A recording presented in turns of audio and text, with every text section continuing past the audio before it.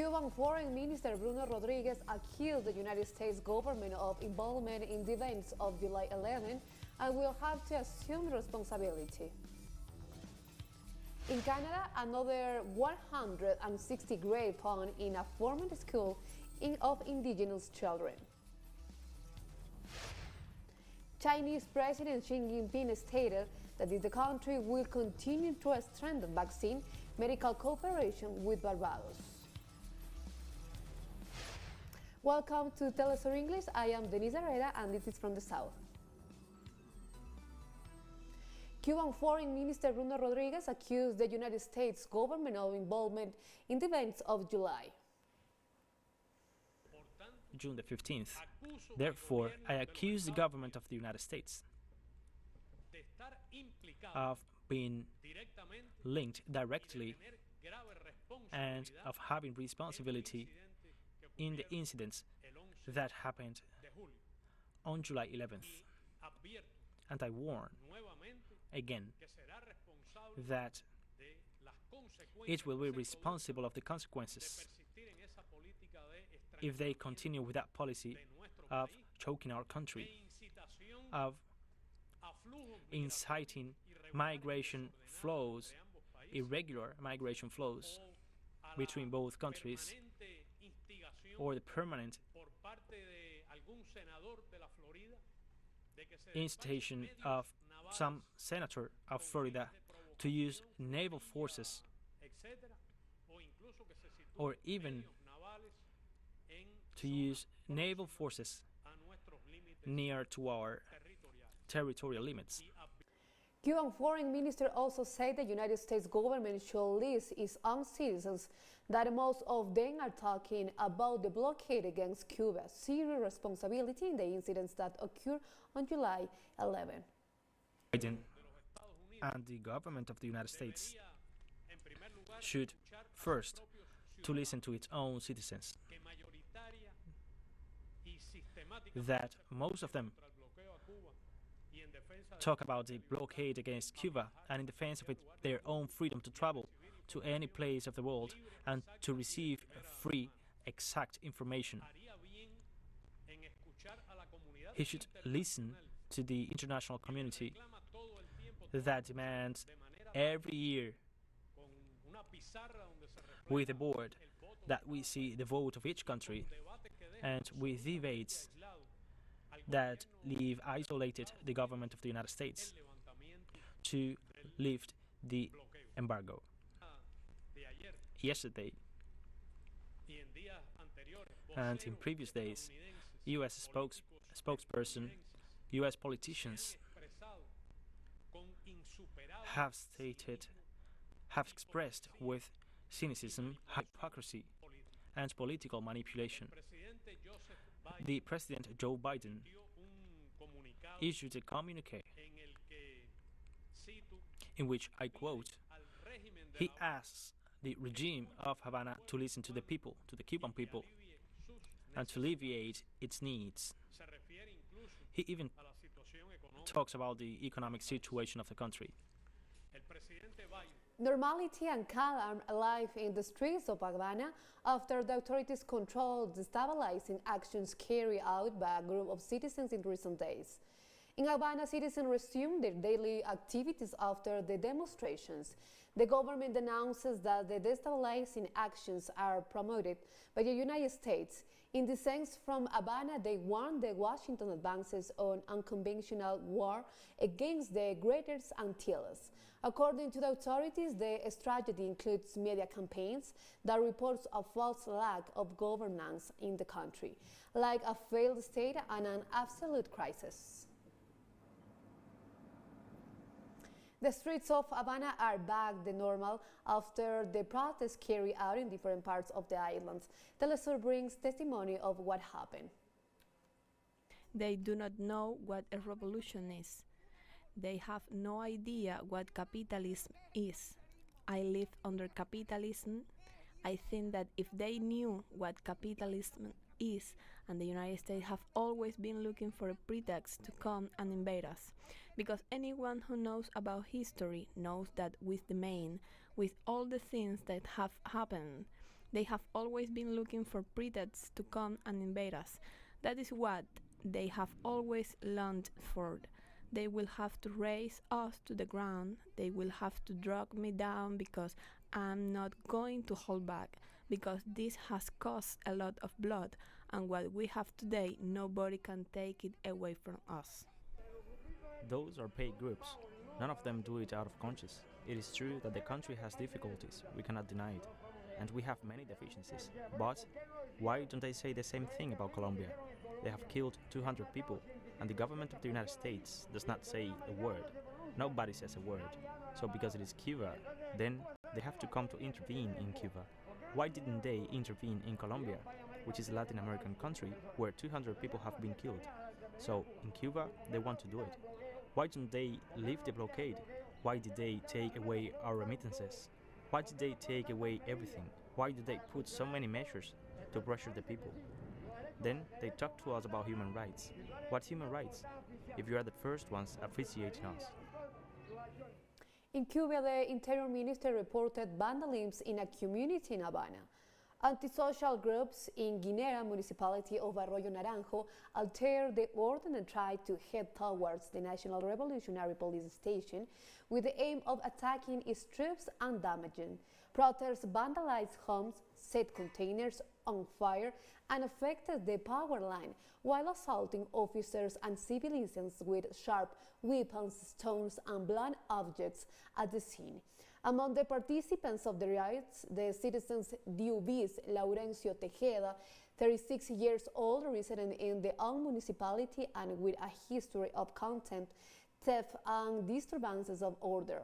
The rest of the injured were transferred to hospital center for their care. Authorities investigate the circumstances of these events. Well, take a short break now and don't go away.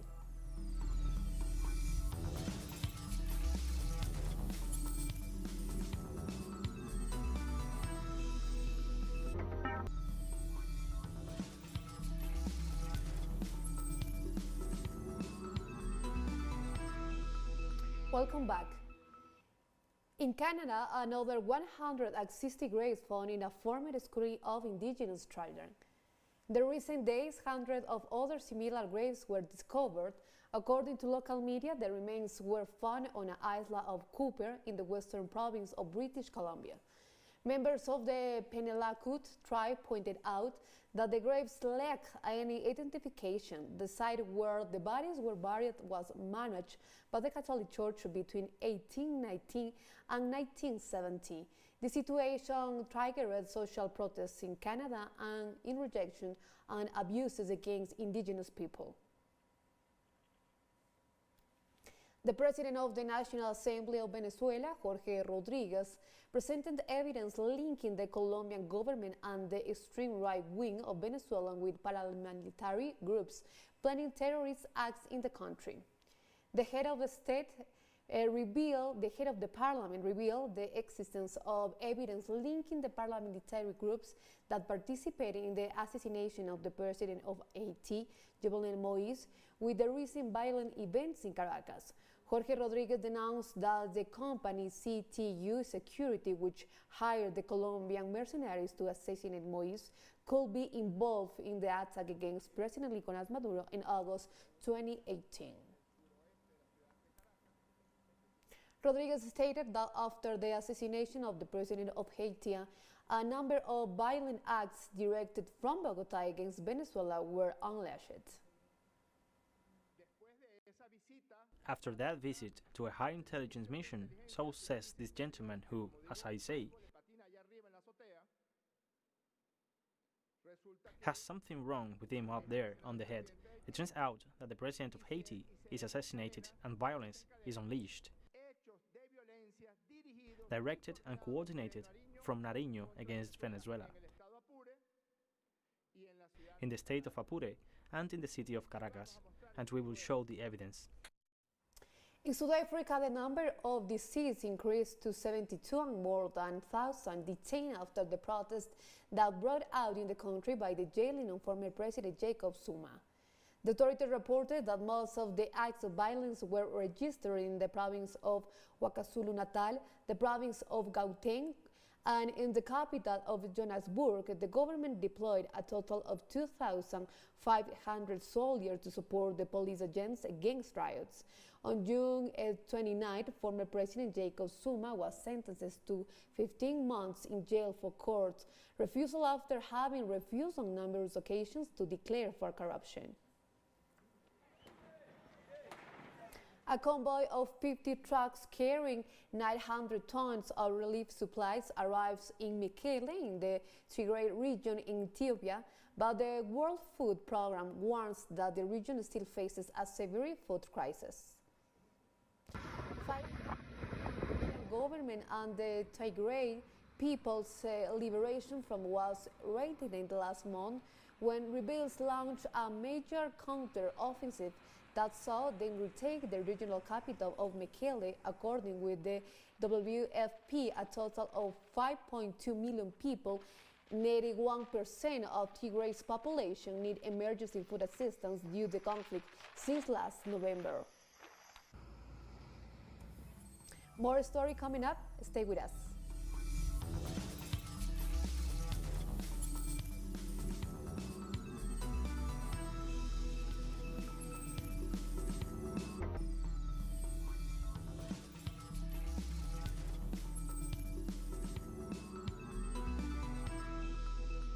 Welcome back.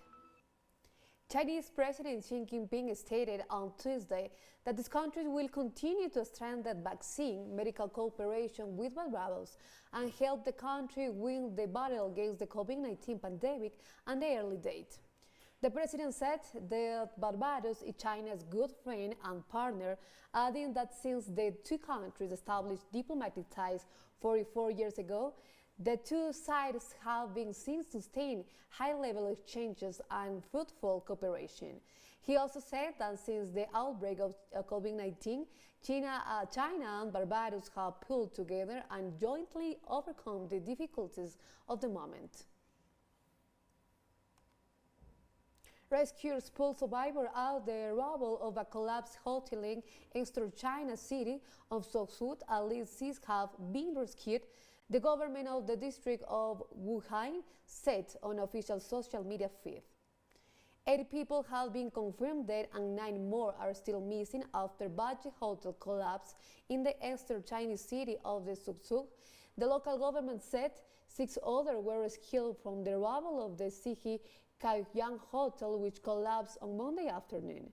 The Wuhan district government said authorities have previously suggested that 14 people have already been rescued, but offered the new account. Chinese Foreign Minister spokeswoman Zhao Lijian stated on Tuesday in Beijing that China-Russia relations have set a fine example of exchanges between major countries and become a mainstay of maintaining world peace and stability. Zhao's comment came after his Russian counterpart Maria Zakharova spoke highly of the bilateral relations on July 9th, ahead of the 20th anniversary of the signing of China-Russia Treaty of Good Neighborhoodness and Friendly Cooperation. The spokeswoman said facts have proved that the principles established by the treaty can withstand the test of history and practice. We are in line with the common expectations of the peoples of two countries and the international community. 2 decades ago, the two sides signed a treaty on the basis of comprehensively summing up historical experience and accurately grasping the general trend of world development. 2 decades since the signing of the treaty has witnessed the accelerated evolution of the world structure and the turbulent international situation. Under the guidance of the spirit of that treaty, China-Russia relations are firmly moving forward and have become a fine example of exchanges between major countries and mainstay of maintaining world peace and stability. Chancellor Angela Merkel said on Tuesday Germany is not planning to follow France and other countries in introducing compulsory COVID-19 vaccinations for parts of the population, but urged Germans to get vaccinated. Vaccination rates in Germany have slowed in recent weeks. According to official figures, about 58.7% of the population has received at least one shot and 43% are fully vaccinated. But Germany's disease control agency, the Robert Koch Institute, said last week that the country should aim to vaccinate 85% of people aged 12 and 59 and 50% of the people over 16 to prevent the Delta variant causing the strong resurgence of the coronavirus cases this autumn and winter. I don't think that we will gain trust by changing what we have said. That means not introducing vaccination as a compulsory measure, but I think that we can gain trust by promoting vaccination. We also need to turn as many people in the population as possible into promoters and messengers of vaccination. We still have potential there, and we want to exploit that. Talks are reportedly ongoing between Iran and the United States over a potential prisoner swap. Iranian government spokesman Ali Rabei confirmed the talks and said Tehran calls for the release of all Iranian prisoners, not just those held in the U.S. at the televised press conference. He stressed Iran is ready to swap all political prisoners in exchange for freeing all Iran prisoners across the world, including those who have been detained upon U.S. orders. The remarks come as talks with world power continue in Vienna to attempt to revive the 2015 nuclear deal. In Lebanon, family members of the victims of the explosion in the part of Beirut protest in front of the Interior Minister's residence due to the lack of progress in the investigations. Under the slogan, Ashesan said and wouldn't confirms the symbolize to victims of the explosion. Dozens of people gathered in front of the home of the Interior Minister to denounce what they consider to be an obstacle. After the official refused a request from the judge investigating the explosion to question Major General Abbas Ibrahim, one of the most prominent generals and chiefs of the general. We have come to the end of this new brief. You can find this and many other stories in our website, telesur.net. And join us on social media for TeleSUR English. I am Denise Herrera. Thank you for watching.